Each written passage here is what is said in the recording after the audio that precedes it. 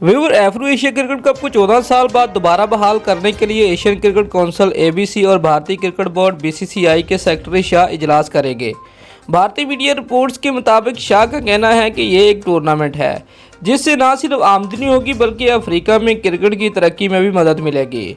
Viewers, हम आपको बताते चलें कि जबकि इवेंट के इनेकाद के लिए कानूनी पहलुओं का जायजा लिया जा रहा है, दूसरी जन्म कौमी टीम के साबिक कप्तान सलमान बट ने एफ्रो एशिया क्रिकेट कप में पाक भारत क्रिकेटर की एक टीम से खेलने को तनकीद का निशाना भी बनाया है। व्यूअर्स, उनका कहना है कि जब भारत दो तरफा सीरीज में पाकिस्तान के साथ नहीं खेलता तो पाकिस्तान इवेंट में शरीक नहीं होना चाहिए।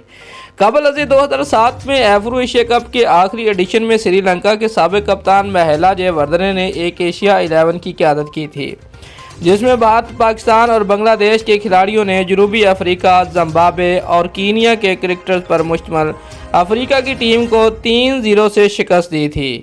वाज़ेह रहे कि यह टूर्नामेंट 2 रोज़ा बैनुल-अक़वामी मैचों पर मुश्तमिल था, जबकि दूसरे एडिशन में एक अज़ाफ़ी मैच भी शामिल किया गया था। व्यूअर्स, खिलाड़ियों भी शामिल थे। ये टूर्नामेंट 2 मरतबा 2005 और 2007 में मुनक्कद हुआ था। दोस्तों, अगर आपको हमारी ये वीडियो अच्छी लगी है तो लाइक और कमेंट ज़रूर करें और हमारे चैनल को सब्सक्राइब करना मत भूलिए। शुक्रिया।